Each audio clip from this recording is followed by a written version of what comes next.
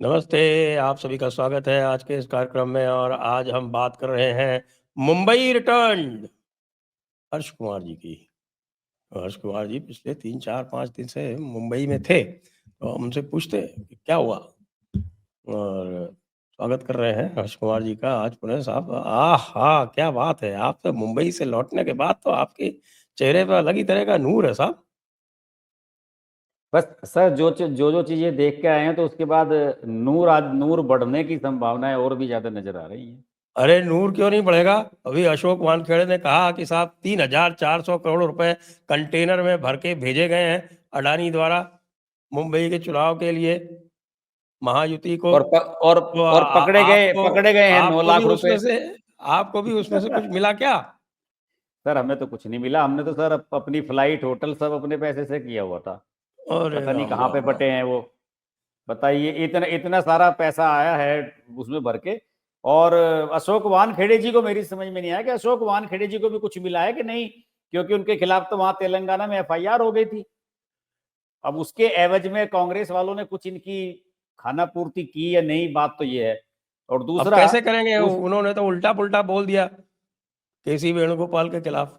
आप नहीं, हो केसी सकता है उसको वेणुगोपाल, मेकअप करने का प्रयास कर रहे केसी हो। कुछ लोग तो मेरे पत्रकार मित्र तो ये कह रहे थे कि केसी वेणुगोपाल पे जो उन्होंने आरोप लगाए वो ठीक है, उन्होंने चैनल पे लगा दिए, यूट्यूब पे लगा दिए, लेकिन वो अभी इस बात से पीछे नहीं हट रहे हैं। अगर आप अनऑफिशियली उनसे बात करें ना, पत्रकार साथी बात करते हैं, तो वो अभी इस बात से पीछे नहीं हट रहे हैं कि केसी वेणुगोपाल ने ऐसा नहीं किया था, उन्होंने कोई ब्लफ मार दिया था। वो अभी अभी अपनी बात पे अड़े हुए हैं पूरी तरीके से। ये बात जरूर है कि अशोक वानखेड़े जी का बायकाट हो गया है कुछ चैनल पे। अजीत अच्छा। अंजुम ने उनके साथ वीडियो बनाने बंद कर दिए हैं, कुछ और चैनल्स पर वो जाते थे साथ, सत्य हिंदी वाले भी उन्हें नहीं बुला रहे हैं। तो कुछ कुछ चैनल्स उनसे दूर हो गए। तो सर, दूर तो होना ही था। बताइए, कांग्रेस के महासचिव पे ऐसा आरोप लगाएंगे तो उन्हें कौन स्वीकार करेगा? अछूत हो गए वो एकदम से, बहुजन अरे वंचित में अब चले गए वो। हे भगवान। और सुनते हैं कि साहब कि अभी विनोद तावड़े जी को पकड़ा गया है बहुत सारे पैसों के साथ। केवल 9 लाख रुपए मिले 3400 करोड़ में से। सर, मुझे तो लग रहा है कि 9 लाख रुपए तो ये झंडे बिल्ले बेचने वाले हैं, कहीं इनका पेमेंट करने के लिए आए होंगे बेचारे विनोद तावड़े जी। अब आप बताइए ना, एक विधानसभा जो तो कौन कौन सी है वो, साकी नाका कौन सी वो जो है विधानसभा है, वहां की बात हो रही है ये, जहाँ के उस क्षेत्र हाँ। के थे। तो कई दफा ऐसा होता है ना कि साहब यहाँ पे लोकल नेताओं, लोकल कार्यकर्ताओं की पेमेंट होनी होती है। किसी ने बेचारे ने झंडे लगवाए हैं, किसी ने पोस्टर लगवाए हैं, या किसी ने कोई जनसभा के लिए, रैली के लिए कोई थोड़ा बहुत वो स्टेज वगैरह का, टेंट वाले का कुछ भाड़ा बचा हुआ है। तो सर, 9 लाख रुपए तो उनका किराया हो जाता है। आप तो इतना बड़ा इवेंट कराते हैं जयपुर डायलॉग, आपको तो पता है कि 9 लाख रुपए यूं चले जाते हैं, खाने खाने में ओ, चले जाते हैं। नौ नौ बताओ। 9 लाख! अरे क्या बात कर रहे हो आप? अकेले होटल का बिल 50 से ऊपर आ जाता है। हाँ, मैं यही तो कह रहा हूँ सर। तो बताइए, इतने बड़े विधानसभा चुनाव में, और वानखेड़े जी की अगर बात को मैं पूर्णतः सत्य भी मान लूं, तो सर उसके हिसाब तो ये 0.0000 कितने परसेंट ही हुआ, इतने में से केवल रिकवरी इतने से की हो पा रही है। ये तो बड़ी आश्चर्य की बात है। और सर, मुंबई में जो मैंने देखा, प्रचार का तरीका इस बार बिल्कुल बदला हुआ है। अब अच्छा। की बार सब जगह डिजिटल प्रचार है। हम्म। वहां पे दो तरह की चीजें हैं। एक हम्म। तो व्हाट्सएप और जो सोशल मीडिया, उसके माध्यम से प्रचार हो रहा है। और दूसरा जो हाईवेज और जो फ्लाईओवर्स के पास जो बड़े बड़े वो होते हैं ना, जहाँ पे ये बोर्ड वगैरह लगते हैं, होर्डिंग वगैरह, वहां हम्म। पे सब जगह डिजिटल वो लगे हुए हैं, बड़े बड़ी एलईडी। हम्म। जैसे जैसे क्रिकेट क्रिकेट मैच का स्कोर दिखाते हैं ना स्टेडियम में, हम्म। उस तरह की। हम्म। तो हम्म। उसमें क्या होता है कि उसमें वन बाय वन सबका ऐड चल रहा है। कभी राज ठाकरे का आ जाता है, कभी उद्धव ठाकरे का, कभी एकनाथ शिंदे का। तो जिसने पैसा दे रखा है वो सभी का डिस्प्ले है। ऐसा कहीं नजर नहीं आता कि साहब उसने ज्यादा पैसा लगाया हुआ है या उसका कम लगा हुआ है, तो आप उन्हें गिन नहीं सकते।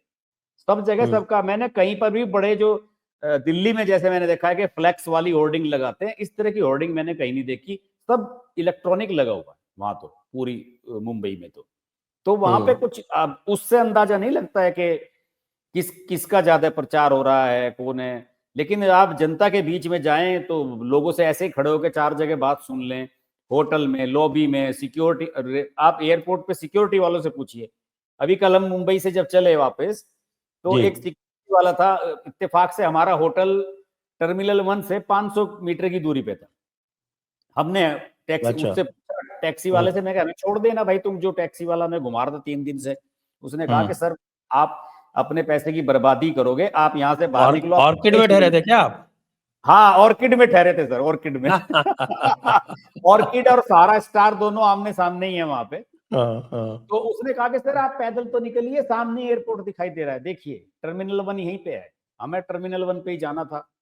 तो हम तो पैदल चले गए, तो वहां पे एक सिक्योरिटी वाला मिल गया, हमने उससे कुछ चीज पूछी। मैंने कहा यार वो किधर से है, एंट्री किधर से? तो उसने कहा इधर से चले जाओ। तो मैंने कहा तुम यार बात से कहीं बाहर के लग रहे हो, कहाँ के रहने वाले हो? तो उसने कहा कि मैं कोल्हापुर का हूँ। तो यहाँ क्या काम करते हो? कि सर यहाँ सिक्योरिटी में हूँ एयरपोर्ट पे। तो मैंने कहा कि वहाँ किसे जिता रहे हो अपने क्षेत्र में? तो उसने कहा अपना शिंदे चलेगा, शिंदे। शिंदे चलेगा। हाँ। तो मैंने कहा कि शिंदे क्यों, ठाकरे क्यों नहीं? कहने लगे नहीं नहीं वो शिवसेना नहीं, अब शिंदे है अपना शिवसेना। तो सर शिंदे को मैं सही मैं अब शायद हमारी पहले भी बात हुई है इस बात पे। सर शिंदे की शिवसेना के उसमें के रूप नेता के रूप में स्वीकार्यता है, और पत्रकार लोगों से भी हमने बात की, सब लोग कह रहे हैं कि साहब शिंदे ने जो है दिखा दिया कि दरअसल हम लोग क्यों, दिल्ली वाले क्यों चौंकते हैं सर, क्योंकि हम लोगों ने शिंदे का नाम कभी इतना पहले सुना नहीं था सीएम बनने से। वो तो जब उसने वो शिवसेना तोड़ी है तभी हाँ, उसका नाम आया, फिर वो तभी मुख्यमंत्री बन नाम गया, आया। तो फिर तो नाम आना ही था। हाँ हाँ, तो लेकिन सर वहां के लोग ये कहते हैं कि शिंदे यहाँ बड़ा नेता था, चाहे कोई माने या ना माने, कि दिल्ली की मीडिया भले ही ना जानते हो, लेकिन महाराष्ट्र की राजनीति में उनकी प्रेजेंस बहुत बढ़िया थी। और शिवसेना के अंदर जो कैडर था उनका, उनमें बहुत लोकप्रिय हैं वो। तभी तो इतने सर, ऐसे थोड़ी कोई चला, कोई किसी लालच में थोड़ी 40 विधायक चले गए या 15 सांसद चले गए शिंदे के साथ। तो उनकी स्वीकार्यता जैसी उनकी पार्टी में बनी है, ऐसी ही वहां जनता के बीच में नजर आ रही है। और एक मजेदार बात बताता हूं, हमने अपने एक वीडियो का टाइटल आप भी वैसे कितने लगाया। दिन रहे वहां? हम सर रहे हैं 4 दिन। 4 दिन। जी, हम 15 की सुबह सुबह पहुंच गए थे, और सबसे पहले सिद्धि विनायक मंदिर गए, जिसे ये कह रहे हैं अरे कि वक्फ की प्रॉपर्टी है। वक्फ वक्फ प्रॉपर्टी बना दिया उसको। तो मुझे समझ में नहीं आता, ये तो मुझे लगता है भारतीय जनता पार्टी वालों की चाल है कि वक्फ बोर्ड वालों से कहा कि आखिरकार वक्फ बोर्ड जो है आता तो सरकार के नीचे ही है, उनसे कहा तुम ऐसा करो सिद्धि विनायक को भी कर दो, जिससे और हंगामा हो जाए, और फायदा हो जाएगा इससे तो।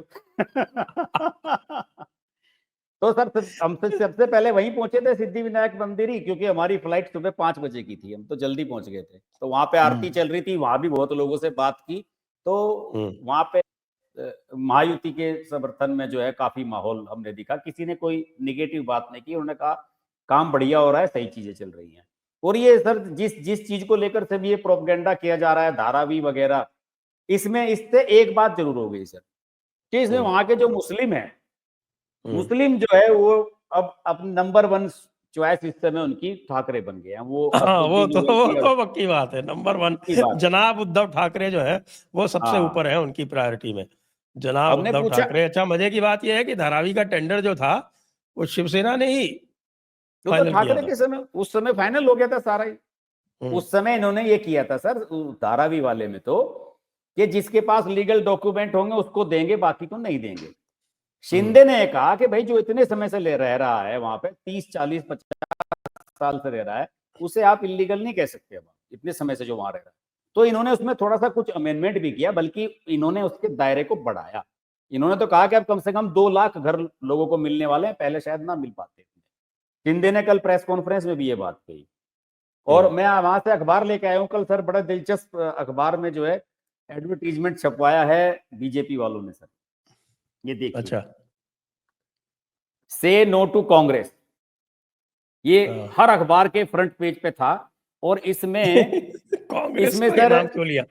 एमबीए लिखा हुआ है, फिर नीचे लिखा है से नो टू कांग्रेस। हाँ मैं तो इसलिए ये अखबार लिया, मैंने इस बात को लेके चौंक गया कि यार ये एमबीए वालों ने ऐड दिया है क्या। लेकिन लिखा के नीचे लिखा हुआ है published by Bharatiya Janata party Maharashtra. इसमें सर जो इनके घोटाले हैं, और कोविड के टाइम में जो ठाकरे के समय में घोटाले हुए, टेररिस्ट अटैक हुए हैं, ताज अटैक हुआ, उन सब का इन्होंने इसमें दिखाया है। और इन्होंने ये कहा है कि देखिए ये जितने भी कारनामे हैं ये सब कांग्रेस के समय में हुए, तो इसलिए इसमें लिखा है कि से नो टू कांग्रेस। और ये एड सर ये एक दिन पहले प्लान हुआ 17 तारीख को, 18 में चुनाव प्रचार का आखिरी दिन था। तो ये भी बताया जाता है कि इस एड की प्लानिंग के बाद ही ये राहुल गांधी ने जो कल नाटक किया है ना, वो अलमारी में से वो निकाला सेफ में से मोदी का पोस्टर और अडानी का पोस्टर, फिर बताया जाता है कि ये जो प्रोपेगेंडा इन्होंने प्लान किया कि भाई इतना भयंकर एड जा रहा है आज, और चुनाव प्रचार खत्म हो रहा था कल, तो ये उसके जवाब में किसी एड की बुकिंग भी नहीं कर सकते थे कांग्रेस वाले, क्योंकि आचार संहिता है कि उसके बाद प्रचार नहीं होगा, एड नहीं छपेगा। तो इन्होंने प्लान किया कि आप के प्रेस कॉन्फ्रेंस कराते हैं राहुल गांधी की, और ये जो छात्र संघ टाइप के जो चुनावों में होता है ना, ये कि इस तरह के टोटके, ये अलमारी में से ये निकला और वो फलाना, तो वो इन्होंने फिर उसके बाद किया राहुल गांधी ने। ये इसी एड की वजह से हुआ, इसका जवाब देने के लिए ये काम किया गया सारे का सारा। हाँ, लेकिन हमारा राहुल गांधी जो है तो बहुत ही विचित्र हंसी आती है कि साहब इस तरह से भी कोई कर सकता है क्या? सर बताइए ना, बताओ, अडानी के अलावा कोई मुद्दा ही नहीं इन पे है। अब तो ये जातीय जनगणना वाले पे भी बात करनी इसने बिल्कुल बंद कर दी है। और सर अडानी को लेके जो पब्लिक सेंटिमेंट है, जो खासतौर से रिकंस्ट्रक्शन में बहुत सारी चीजें वहां पे जा रही हैं, जैसे कि बांद्रा का इलाका है जो पुराना, वो ऊंचा नीचा है काफी, तो वहां पे हमने कई मल्टी स्टोरी बिल्डिंग्स देखी कि वो बंद कर दी गई हैं। तो हमने पूछा भी भाई क्या चक्कर है, उन्होंने कहा कि सर ये सब रीडेवलपमेंट में जा रहा है, क्योंकि ये अंग्रेजों के समय का बना हुआ है सारा का सारा। तो किसी में मकानों में दरार आ गई है, किसी बिल्डिंग में कोई प्रॉब्लम आ गई है, किसी में लिफ्ट नहीं चलती है, किसी में कुछ नहीं है, तो वो रिकंस्ट्रक्शन में जा रहा है। तो मुंबई में कम से कम आप ये समझ लीजिए कि लगभग 30-40% इस समय मुंबई रिकंस्ट्रक्शन में जाने के लिए तैयार है। तो वहां लोगों में ये इस बात को लेकर बड़ी उत्सुकता है कि अगर धारावी वाला प्रोजेक्ट नहीं ओके होता है, क्योंकि सर वो कम से कम 15-20 साल चलने वाला प्रोजेक्ट है, इतना लंबा चलेगा, इससे पहले नहीं निपटेगा वो, अगर स्मूथ चलने दिया जाए। और उसके लिए यह भी जरूरी है कि उसी तरह की मशीनरी वहां पे काम करे। पता लगा कि सरकार कोई दूसरी आ गई, अब ये इन्होंने तो कह दिया कि हम रोक देंगे इसे, ठाकरे ने, कि अगर हम आए तो हम रोक देंगे। तो इसे लेके भी पब्लिक में दो तरह के सेंटिमेंट हैं। ज्यादातर लोगों का ये मानना है कि भाई इसके अलावा कोई चारा है नहीं कि इसे तोड़ के दोबारा बनाया जाए। और ये चाहे अडानी बनाएगा, अब सरकारी एजेंसी के किसी के पास इतना रिसोर्सेज नहीं है टेंडर कि में सर जीता है ना इतना, वो, कोई ऐसा थोड़ी कि उसको डायरेक्ट दे दिया हाँ, गया। तो पब्लिक सेंटिमेंट सर उसके साथ है। बहुत सारे लोग ये चाहते हैं कि उसे दोबारा बनाया जाए, और वो ये कह रहे हैं कि अगर ये प्रोजेक्ट पूरा होगा तो मुंबई में इस जैसे और 50 प्रोजेक्ट हैं जिनकी जरूरत है और तेजी से होना चाहिए जिन पे काम। तो पब्लिक सेंटिमेंट इसके साथ है। लोग इस बात को बिल्कुल नहीं मान रहे कि साहब ये अडानी पे आरोप लगा दें या कुछ भी, ये इनके कहने से कुछ नहीं हो रहा है। लोग इसमें किसी आदमी को मैंने ये कहते नहीं सुना कि साहब ये गलत है या ऐसे अडानी से नहीं कराना चाहिए, सरकार को खुद करना चाहिए। सब लोग जानते हैं कि कोई भी सरकारी एजेंसी इस तरह का प्रोजेक्ट नहीं कंप्लीट कर सकती, ना किसी के पास इतने रिसोर्सेज हैं, ना इतने पास मैन पावर है किसी के पास, ये इतना बड़ा प्रोजेक्ट है। तो लोग चाहते हैं कि ये आगे जाए, और इसमें कम से कम अभी कोई पॉलिटिकल हर्डल नहीं आना चाहिए। अब देखिए इन्होंने वो मेट्रो वाला 2.5 साल रोके रखा था, पेड़ कटने वाला जो मामला था। अब देखिए काम तेजी से चल रहा है सब जगह, वहां मीठी बाई कॉलेज वगैरह सबके सामने मेट्रो मैंने देखा है, सब जगह बनती हुई नजर आ रही है। और अगले 4 या 5 साल में मुंबई में मेट्रो का पूरा जाल बिछ जाने वाला है, जिस तरह से मैंने कंस्ट्रक्शन वहां देखा दिल्ली की तरह, इतनी तेजी से चल रहा है। और वहां पे आपके पत्रकारों से क्या बातचीत हुई? जी, मैंने देखा था पत्रकारों से आपने कई सारे वीडियो भी वहां पे से अपलोड किए हाँ थे। सर, 3-4 वीडियो बनाए सर। पहला वीडियो तो हमने वहां पे यही बनाया था कि हमें वहां पे एक पैम्फलेट दिया था, एक हमारे मित्र ने, पत्रकार मित्र हैं, और उनने एक पैम्फलेट दिया हमें, वो आरएसएस वाले बंटवा रहे हैं। मैंने भाव तोरसेकर को भी बताया था इसके बारे में, तो उन्होंने कहा कि हाँ बिल्कुल सही कह रहे हो, ये पैम्फलेट बंटवाया जा रहा है सब जगह। और उस पैम्फलेट का जो सर उसमें मेन पॉइंट्स जो हैं, उसमें सबसे मेन पॉइंट इस पे फोकस किया गया है कि आपको वोट जरूर डालना है, वोट डालना है। उस वोट परसेंट उसमें पैम्फलेट में 2 भाषाओं में छपवाया गया है, और उसमें कई चीजें लिखी गई हैं कि देखिए छुट्टियों और यात्राओं के बारे में मत सोचिए, राष्ट्र हित के लिए 100% मतदान कीजिए। और लोकसभा चुनाव में महाराष्ट्र में मात्र 54.33% मतदान हुआ था। कम मतदान के गंभीर और दूरगामी परिणाम होते हैं। और उसमें जो है ताज अटैक और बहुत सारे इस तरह के जो वोट बैंक पॉलिटिक्स कई तरह के उसमें जो है वो भी दिखाए गए हैं कि अगर आप वोट नहीं करेंगे तो आपको नुकसान होगा। तो एक तरह का ये राष्ट्रीय मतदाता संघ करके उसमें लिखा गया है, लेकिन ये आरएसएस वाले जो है बंटवारे हैं वहां पे, इसका बड़ा प्रभाव है। और जैसे ये मोदी इनका योगी जी का जो नारा है बटोगे तो कटोगे, ये भी अब ये खूब बोला जा रहा है वहां पे, खूब इसकी चर्चाएं हो रही हैं, इस पे बहस हो रही है, कोई इसके साथ है कोई इसके खिलाफ है, लेकिन ये अब निचले लेवल तक पहुंच चुका है, सब लोगों के बीच में इसकी वो बढ़ चुकी है। पत्रकार साथियों से हमारी बातचीत हुई, एक वीडियो हमने बनाया था, जो वो फिल्मों में आपने देखा होगा कि वो लाइब्रेरी है, एशियाटिक लाइब्रेरी, बड़ी फेमस लाइब्रेरी है, जिसमें वो फिल्मों में कभी उसे कोर्ट के रूप में दिखाते हैं, जिसमें सीढ़ियां हैं ऊंची। तो वहां पे 2-3 पत्रकार साथी हमारे मिले थे, उनसे बात हुई, तो सबने वही बात कही कि साहब ये सबसे मेन चीज तो यही है कि इस समय यहाँ का मुसलमान, उनमें से एक पत्रकार तो हमारे जो मित्र हैं वो कभी शिवसेना के सामना अखबार में काम करते थे, तो उन्होंने ज्यादा करीबी थी, वो आदित्य ठाकरे के साथ पढ़े भी हैं, उन्होंने एजुकेशन आदित्य ठाकरे के साथ ली। तो वो ये कह रहे थे कि आज की तारीख में तो जो यंग मुस्लिम लीडर हैं या यंग जो 25-30 साल के मुस्लिम लड़के हैं, वो ठाकरे वो जानते ही नहीं है कि बाला साहब ठाकरे क्या थे, उनकी विचारधारा क्या थी, वो बाबरी मस्जिद को लेके क्या कहा करते थे, तो वो कह रहे उन्हें पता ही नहीं है। तो अब जितनी भी जो नए मुस्लिम वो हैं, उनमें जो है ये अपना हीरो देख रहे हैं उद्धव ठाकरे में, क्योंकि कांग्रेस वालों के पास कोई लीडर नहीं है, एनसीपी के पास कोई लीडर नहीं है, और मुंबई में खास तौर से उद्धव ठाकरे को मुसलमान इस समय अपना, उन्होंने तो यही शब्द इस्तेमाल किया कि अपना मसीहा बता रहे, क्या ये बात है स्थिति है। साहब। जनाब बाल ठाकरे जी जो है वो क्या सोच रहे होंगे? हाँ जी, वो मुझे लग रहा है कि वो खुश होंगे इससे, ये यही तो चाहते हैं वो, और क्या चाहते हैं बताइए आप। कभी उन्होंने ये तो इसकी तो कभी कोशिश नहीं की कि वो बाला साहब ठाकरे वाली जो हिंदुत्व का उनका लाइन रही है उसे पकड़ें या उसके आसपास रहें, वो तो कभी इस तरह का तो प्रयास उन्होंने कोई किया नहीं है, तो नहीं, इसका और मैं तो मतलब ये क्या कह रहा निकाला हूँ जाए। कि स्वर्ग में बैठे हुए जनाब बाला साहब ठाकरे क्या सोच रहे होंगे?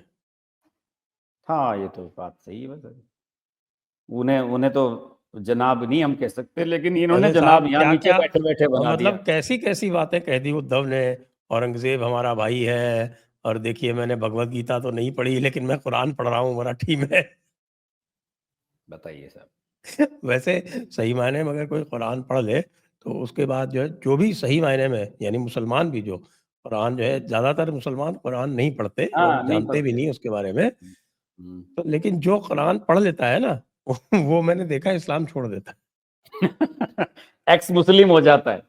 है। एक्स मुस्लिम जो साहिल है, की तरह। वो जितने भी एक्स मुस्लिम है, वो वो सारे सब के पढ़ सारे के वो बने। हैं जिन्होंने कुरान को बहुत अच्छी तरह से पढ़ रखा है।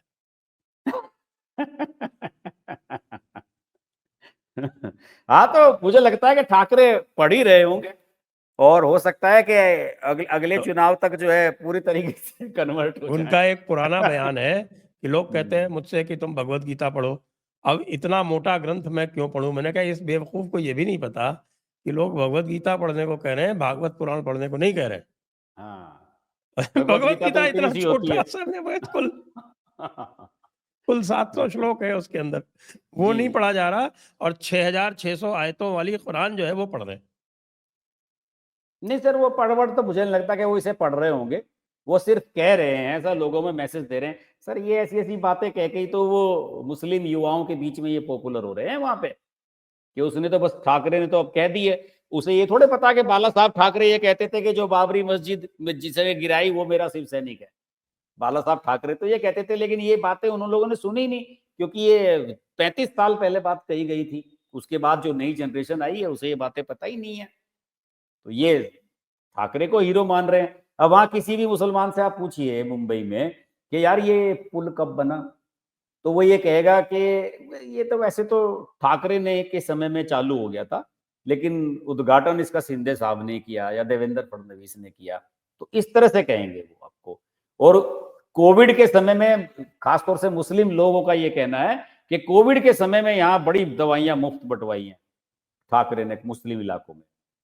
तो इस बात को बड़ा मानते हैं वो लोग कि ठाकरे ने उस समय बहुत, कोविड के समय में बढ़िया काम कराया। वो अलग बात है कि वहाँ दवाइयों के घोटाले और पता नहीं क्या क्या हुए बाद में, इतनी महंगी महंगे बिल बने, वो सब आपको उसी को तो अखबार के ऐड में छपवाया है बीजेपी वालों ने, उसका प्रचार कर रहे हैं वो खूब।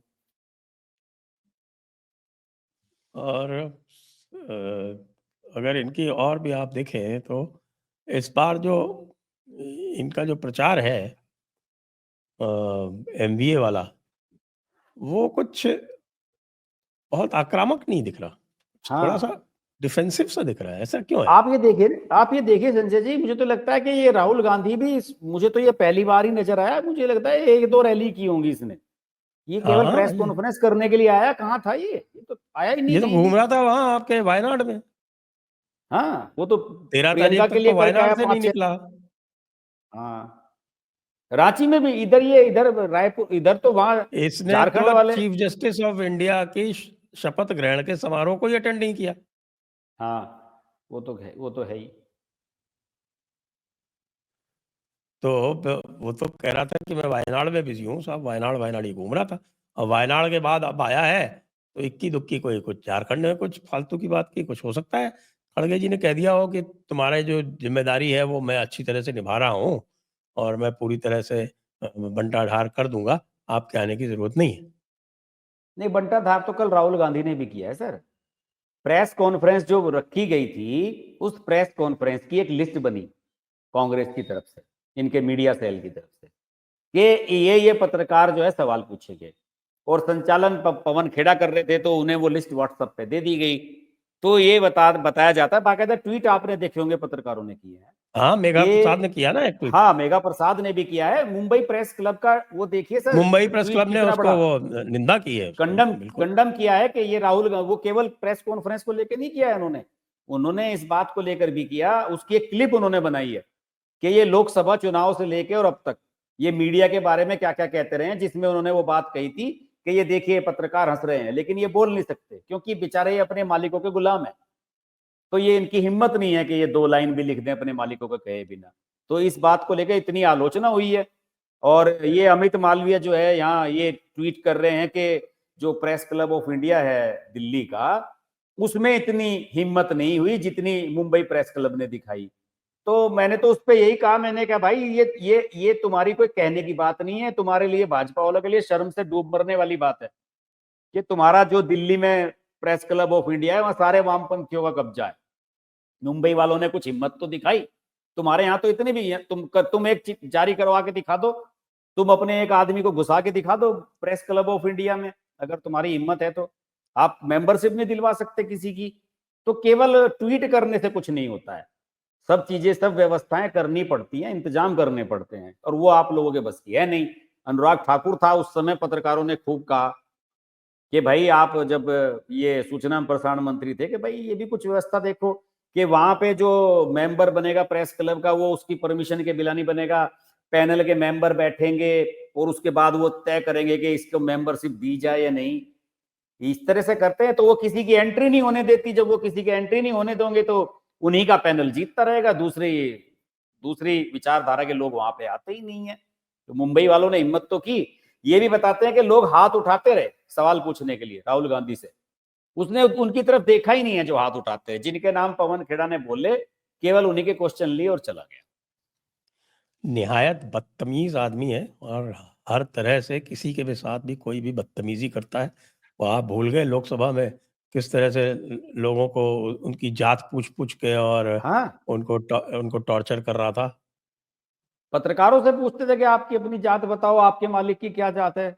इतनी इतनी घटिया हरकत कैसे कर सकता है। मैं सर दुर्भाग्य है, बताइए एलओपी बन गया इस तरह का आदमी। लू एलओपी नहीं, हाँ जी, एलओओ, लू बन गया, बताइए। लू बन गया। हाँ, लू बन गया तो इसी तरह से व्यवहार कह रहा है जैसे लू में बैठा हो। लू तो शौचालय होता है ना।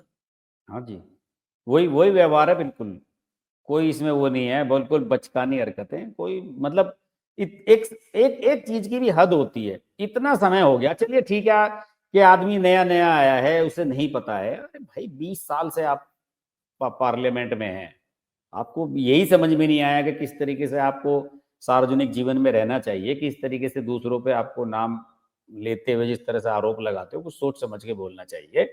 और विनोद तावड़े ने तो बाद में कल प्रेस कॉन्फ्रेंस भी की थी, मेरे ख्याल में शिंदे ने भी बदलापुर में वहां उनकी कोई रैली थी, उसके बाद मीडिया वालों से कहा, उन्होंने तो कहा कि ये अडानी अडानी कहते हैं कि आज वो लोग अडानी का विरोध कर रहे हैं जो उस समय अडानी की गाड़ियां ड्राइव करते थे। शिंदे ने तो ये कहा कि ये खुद गाड़ियां चला के ले जाते थे कांग्रेस वाले और ये सब उनकी अडानी की।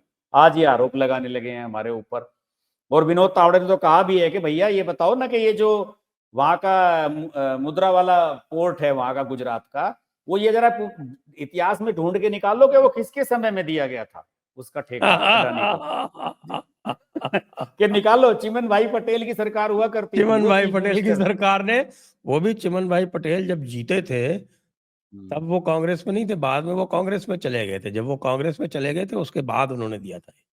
हाँ, और तेलंगाना में उन्होंने कहा कि अगर आपको अडानी से परेशानी है तो वहां 14,000 करोड़ का प्रोजेक्ट रेवंत रेड्डी ला रहा है, 46,000 करोड़ का पावर प्रोजेक्ट वहां पे लगा रहा है अडानी तेलंगाना में, कैंसिल कराओ ठेके उसके, क्यों दे रहे हो, वहां रोको ना उन्हें जाके।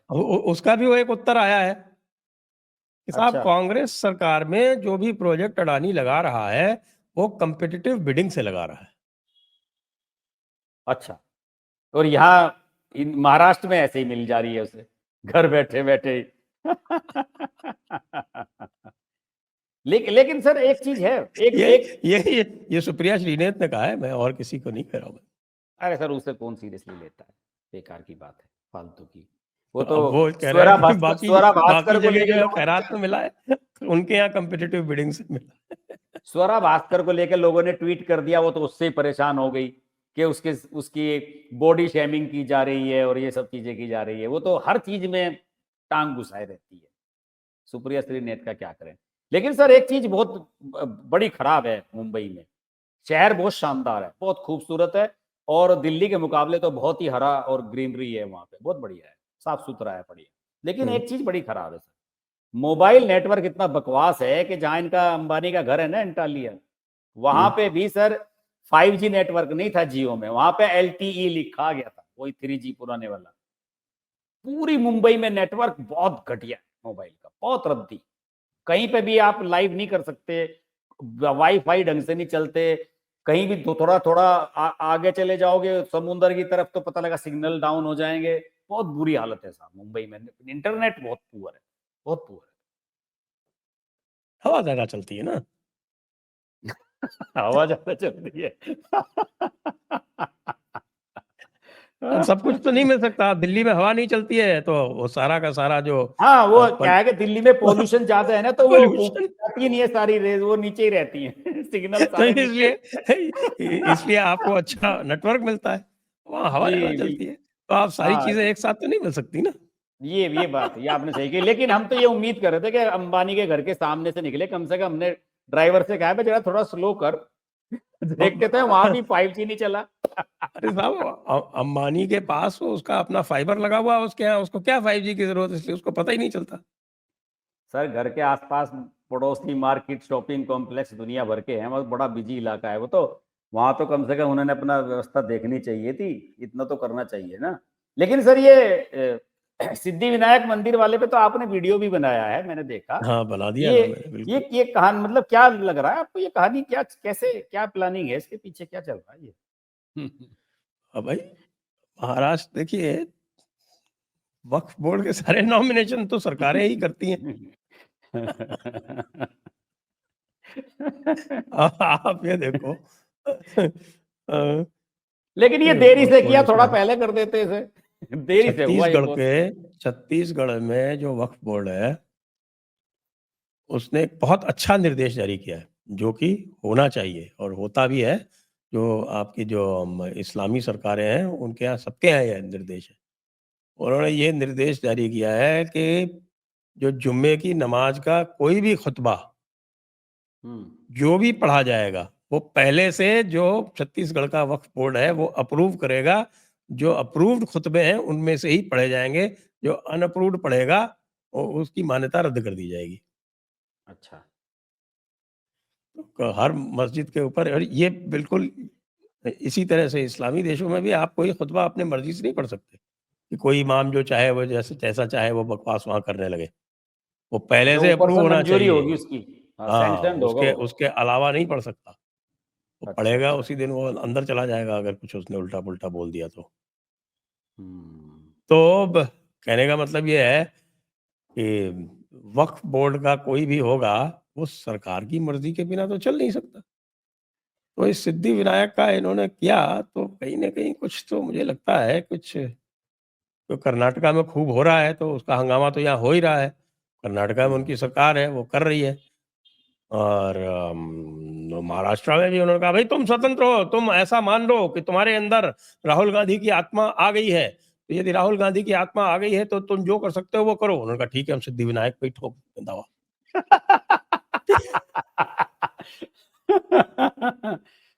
हाँ ये, लेकिन ये थोड़ी देर पहले हो जाता ना, तो अब तक तो वहां पे झंडे वंडे नहीं लेके साहब, लोग वो बवाल पूरा कर रहे होते हंगामा हैं। हो रहा है जब से मैंने वीडियो बनाया है। आप जरा देखिए मेरे वीडियो के नीचे कमेंट्स। अच्छा, पढ़ूंगा मैं। वो कोई वीडियो भी उनका आया है वहां के कोई महामंत्री कोषाध्यक्ष वगैरह का, उसकी भी कुछ चर्चा हो रही है, उनका भी कोई बयान वयान आ गया है इस पे। किसका बयान आ गया देखिए। वो सिद्धि बयान विनायक जो ट्रस्ट है उनके कोई वहां के महामंत्री वगैरह का कोई बयान भी आया है, कुछ उस तरह की कि क्या? उनके पास कोई चिट्ठी विट्ठी आई है, कुछ इस तरह का बयान शायद आया है। हाँ तो इसलिए आया है क्योंकि जो छोटा पेंगुइन है उसने इसको डिनाई किया। हम्म छोटा पेंगुइन ने कहा कि नहीं, उन्होंने दिया कि लो भाई, लो, ये देख लो क्या हो रहा है। हम्म हम्म। तो भाई ये मामले बहुत जोरदार करते हैं ये लोग, ऐसे थोड़ी। जी। तो अब आप ये बताएं कि आपने जो वहां पत्रकारों से बात की तो हाँ जी। उनका जो है वो पूरे महाराष्ट्र के चुनाव के बारे में क्या ओपिनियन है? देखिए सर, उनका सबसे मेन तो ओपिनियन यही है कि जो हरियाणा का रिजल्ट आया है ना, उससे पहले तो यहाँ सब मामला बड़ा ढीला था और एमबीए को एज दे रहे थे लोग। लेकिन हरियाणा के रिजल्ट आने के बाद जिस तरीके से वहाँ कार्यकर्ता पार्टी का बाहर निकल रहा है, आरएसएस एक्टिवली काम कर रही है, और बीजेपी भी उन्होंने कहा कि बिल्कुल जैसे हर चुनाव में हो जाता है कि बीजेपी में या हर पार्टी में होता है, बट जाते हैं लोग, गुटबाजी शुरू हो जाती है। बहुत कम गुटबाजी इस बार बीजेपी में है। वो कुछ कैंडिडेट्स को लेकर जरूर बात हर बार होती है, लेकिन उन्होंने कहा कि अल्टीमेटली सबको ये महसूस हो रहा है कि भाई इस चक्कर में कहीं अपने हाथ से राज्य न निकल जाए।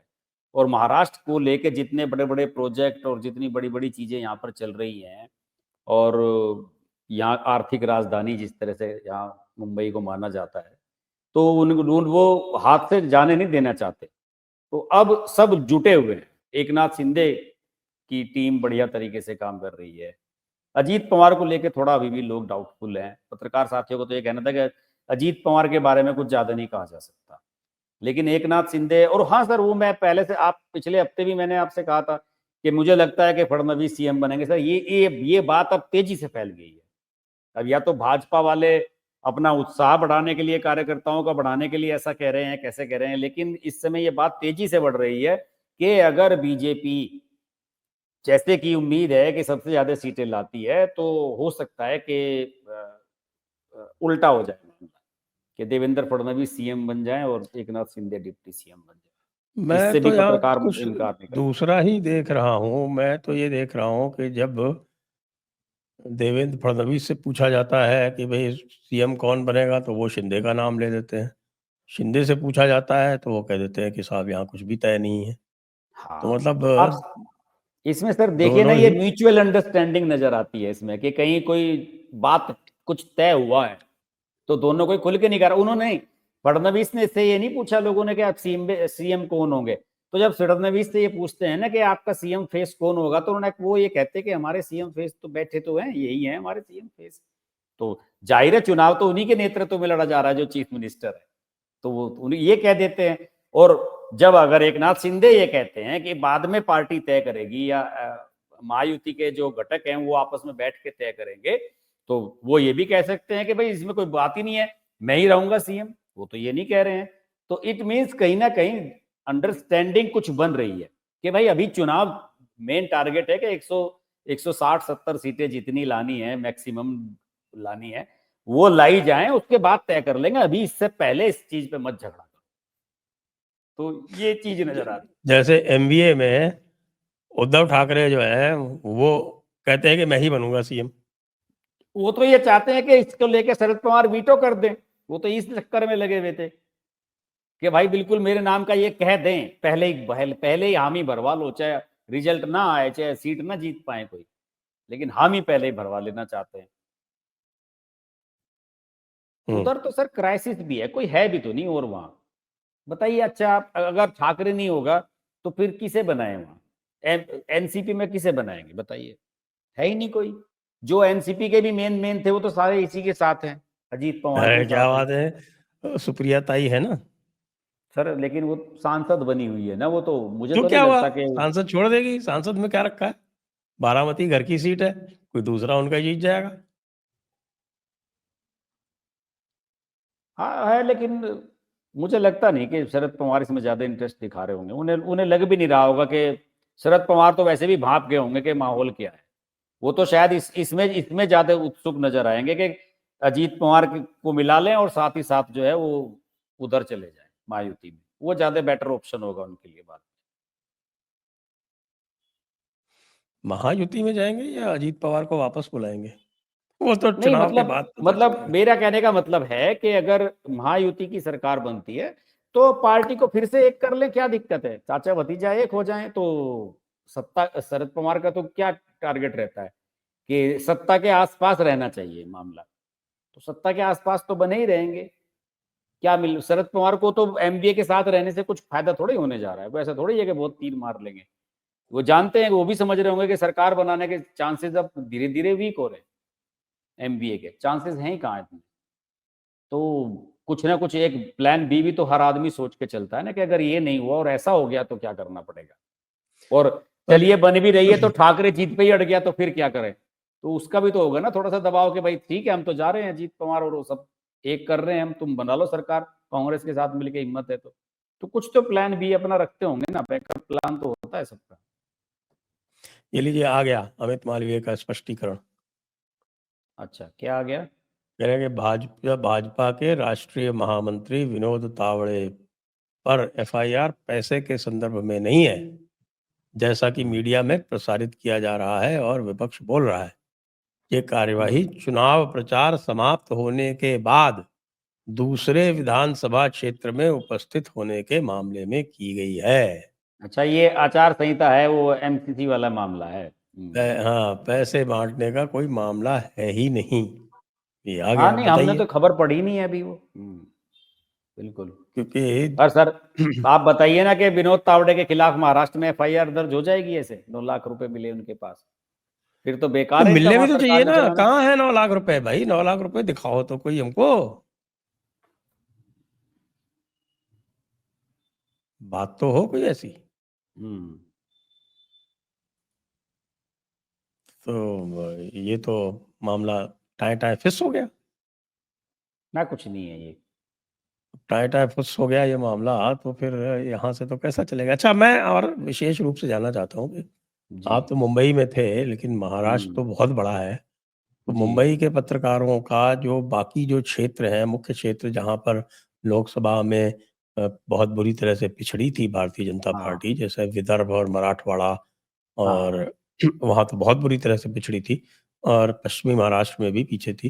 तो इनके बारे में ये मुंबई के जो वो पत्रकार बंधु लोग हैं, वो इनका क्या विचार है? उनका यही कहना था कि एकनाथ शिंदे जो है वो मराठा वाला, जो बीजेपी का मेन टारगेट ये भी था कि शिंदे को साथ लाने का, कि मराठा कोई नेतृत्व इनके पास था नहीं। और जिस तरीके से पिछले 2-2.5 साल में काम शिंदे ने किया है, तो मराठाओं में नाराजगी कम हुई है। बता रहे कि फडणवीस के बारे में भी अब नाराजगी कम हो रही है धीरे धीरे। कई लोगों ने खुल के कहा भी है कि भाई हमें कोई दिक्कत नहीं है फडणवीस में। और फडणवीस ने जो ये बातें बार बार कही हैं कि साहब आप अगर मराठा आरक्षण को लेकर बात करते हो और शरद पवार से लिखवा के ले आओ कि वो दिलवा देंगे आपको, गारंटी देते हो तो।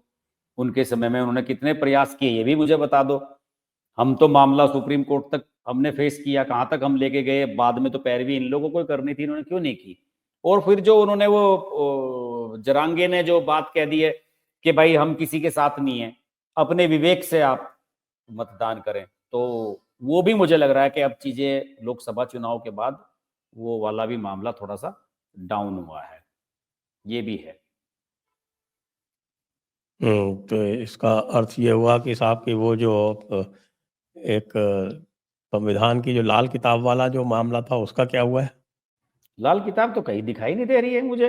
मैं तो ये सोच रहा था कि शायद इसमें लाल किताब भी रखी होगी, उसमें जो सेफ खोली थी राहुल गांधी ने, तो उसमें तो अलमारी लाल किताब भी नहीं निकली। वो कहाँ है लाल किताब सर? वो उसकी तो कॉपी आउट ऑफ स्टॉक हो गई है, कोरी छपवाई थी इन्होंने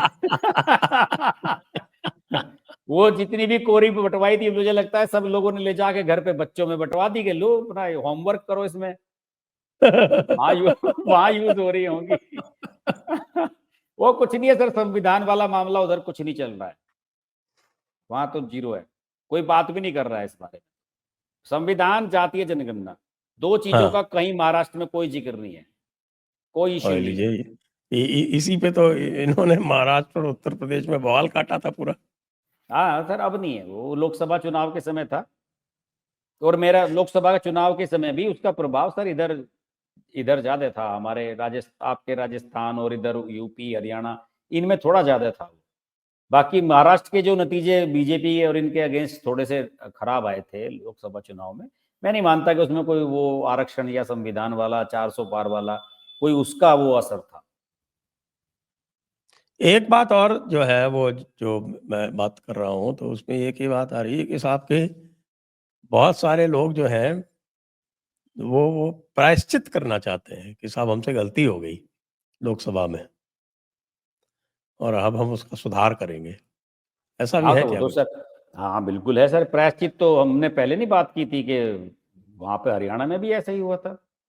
लोग कह रहे हैं अब ओपिनियन बन गई है, वो सर वही तो बता रहे थे वो पत्रकार साथी कि हरियाणा का जिस तरह से रिजल्ट आया है तो बीजेपी का जो वोटर है ना, उसका भी हौसला बढ़ा है कि यार देखिए हम लोकसभा चुनाव के रिजल्ट देख के बड़े निराश हो रहे थे, और देखिए हरियाणा वालों ने तो बाजी पलट दी एकदम से, छोटे से चुनाव ने इतना बड़ा इम्पैक्ट क्रिएट किया है।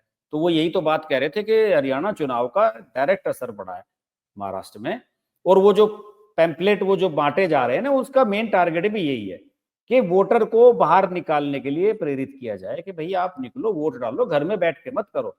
लोग ट्रेन में, बस में, हवाई जहाज में बैठ के बहस तो करते हैं, ये नहीं होना चाहिए, ये नहीं होना चाहिए, वोट डालने निकलता नहीं है।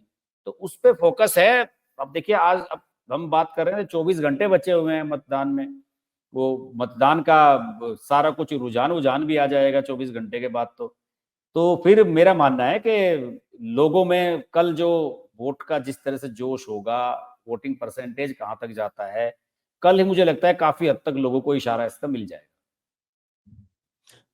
और आपके घर में क्या हो रहा है उत्तर प्रदेश में? उत्तर प्रदेश में ठीक है सर, थोड़ा सा एक दो सीटों पे टाइट है पोजीशन। ये आपके जिले में क्या है? मीरापुर वाली सीट सर अच्छी फाइट बताई जा रही है वहां पे। वहां तो इसी पे है कि दो तीन मुस्लिम कैंडिडेट लड़ रहे हैं वहां पे, तो मुस्लिम वोटों में अगर ज्यादा डिवीजन होता है हम्म। तो इनका काम आसान हो जाएगा आरएलडी वालों का, वरना वहां पे अच्छी खासी फाइट हो रही है। जयंत चौधरी तो 5-6 दिन से लगातार वहीं घूम रहा है, दिन रात, एक कितने हैं सीट उसी मुस्लिम के वहाँ? हिस्से में है। मीरापुर में कितनी मुस्लिम आबादी है? इस मीरापुर में सर दरअसल क्या है कि मीरापुर कस्बा तो छोटा सा ही है, छोटा सा टाउन एरिया है, मीरापुर में ज्यादातर ग्रामीण इलाका, तो उसका कोई सही असेसमेंट हो नहीं पाता है सर। वहां हर गांव में मुस्लिम आबादी है, जो मीरापुर कस्बा है उसमें तो उतनी नहीं है, लेकिन मीरापुर में जो विधानसभा क्षेत्र है उसके सभी गांवों में ठीक ठाक मुस्लिम आबादी है। तो वहां इसलिए पहले जब 2012 वाला चुनाव हुआ था अखिलेश वाला, जिसमें जीता था अखिलेश यादव, उस चुनाव में हम्म। मीरापुर से बसपा के टिकट पे मुस्लिम कैंडिडेट एक मौलाना जीत गया था, मौलाना जमील। तो जब मुस्लिम वोट एक तरफा वहां हो जाते हैं तब तो वहां थोड़ा सा ताकत उनकी बन जाती है। ओके। तो झारखंड तो एक तरफा जा रहा है लगता है। जी झारखंड तो एक तरफा जा रहा है, वो पहले वाले राउंड के तो बहुत अच्छी रिपोर्ट्स आ रही हैं। वो एक एग्जिट पोल वालों से बात हुई थी, वो कह रहे थे कि बहुत बढ़िया रिपोर्ट है, लेकिन वो भी डरते हैं, बताते नहीं है कुछ। एग्जिट पोल वाला। मैंने तो कहा था, मैंने कहा बताओ 43 सीट थी, बताओ कितनी दे रहे हो? तो कहे नहीं नहीं, आप जो है वो 20 तारीख को ही देखना, अभी कुछ नहीं है। आपको क्या लगता है अच्छा, सर, ये एग्जिट पोल कोई देखेगा या हम लोगों के चैनल पे ही आएंगे लोग सब कल देखने के लिए? मुझे लगता है हम लोगों के चैनल पे इसलिए आएंगे क्योंकि ये जो एग्जिट पोल वाला जो सारा जो मेथोडोलॉजी है ना, हाँ। वो अब ऐसा लगने लगा है कि लोग बहुत सयाने हो गए हैं। जैसे हमारी टीम्स भी जब जा रही थी तो उत्तर प्रदेश में, तो बाद में जब वो गलत-सलत हुआ मामला बहुत, तो उनसे पूछा कि भाई क्या चक्कर क्या था? वो वो कि गलत पता बता नहीं देते कि हैं इस लोग। बार जो लोग जो थे, वो बहुत ढके-छुपे से बता रहे थे, वो ओपन नहीं आ रहे थे। तो इसका मतलब ये है कि लोगों में भी ये हो गया है कि एग्ज़िट पोल वाले जो हैं फालतू के हैं, तो क्यों सच क्यों बोलो? मान लो हमारी बात कहीं हाँ, किसी से लीक हो जाए, पता हाँ, चल जाए, हाँ। इन पर क्या और भरोसा कर सकते हैं? और ये सर किसने वैसे भी भेजे हुए हैं? कहीं हमारे विपक्षी हमारे विरोधी पक्ष वालों ने भेजे हुए हो तो और वैसे ये भी सर सब ये आचार संहिता ये गलत है। आप किसी से पूछ नहीं सकते, उसे डिस्क्लोज भी नहीं कर सकते। ये एक निजता का मामला है कि हम हमारी मर्जी किसे वोट दें, हम क्यों बताएं भाई तुम्हें? तो वो क्या है कि पहले हम क्या किया करते थे कि हम लोगों से तुरंत नहीं पूछते थे, 2 दिन बाद पूछते थे। हम्म। तो उससे जो है वो काफ़ी सही आइडिया लग जाया करता था। हाँ, हाँ, हाँ। अब और कॉम्पिटिशन के ये चक्कर में हमने भी जो ये है वो लोगों से सेम डे पूछना शुरू कर दिया तो मामला गड़बड़ हो गया। इसलिए हमने इस आ, बार पूछा ही नहीं किसी से। हमने कहा भाई और जो पहले हम सेम डे अपना वाला होता है ना सर, सेम डे हाँ, वाले में भी क्या होता है कि वो जैसे मतदान हो रहा है 20 तारीख में, तो वो मेन डाटा अपना 19 को ही तैयार कर लेते हैं। यानी कि मैक्सिमम जो उसका डाटा है वो मतदान से पहले ही तैयार हो गया। उस दिन इतना टाइम नहीं होता। आप तो बताइए ना, डाटा कलेक्ट करने में ही कितना समय लग जाता है। अरे कैसे साहब आप 5 आप बजे जे दे सकते हो? आपको आपको 5:30 बजे एग्ज़िट पोल चलाना है, तो हाँ, आप 1 बजे से ज़्यादा का डेटा नहीं ले सकते। हाँ, असंभव है बिल्कुल। 1 बजे का डेटा लेके और 1 बजे से आप तैयारी शुरू कर देते हो और कुछ हाँ, कि कहते हमें हो भैया ये 3 बजे चीजें भेज देना दिखानी कुछ है। अपडेट हो जाए तो। 5 बजे हाँ, तक का तो डेटा भी नहीं आता, 5:30 बजे तक। और वोटिंग तो चलती रहती है 6:30 7 तक। हाँ, और अब तो ये होने लगा कि वोटिंग परसेंटेज जो 5 बजे होती है उसमें कम से कम 4 या 5% का इजाफा वो 5 बजे के बाद ही हो जाता है। अगर 78 हुई है तो वो 83 पार हो जाता है अगले बिल्कुल, दिन आते आते। बिल्कुल, बिल्कुल, बिल्कुल, बिल्कुल, सही बात है। तो कल सर हमें हमारे चैनलों पर ही आने वाले हैं दर्शक, मुझे लगता है पूरा। लग रहा है मुझे हाँ, और हमने तो सबका इस बार तय स्वागत है। किया कि हम एग्ज़िट पोल बिल्कुल नहीं कर रहे। हम तो हाँ पोल ऑफ एग्ज़िट पोल करेंगे।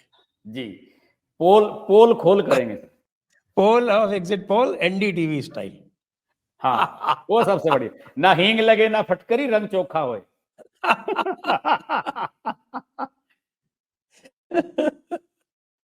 तो चलिए आज की चर्चा को अब यहीं पर विराम देते हैं।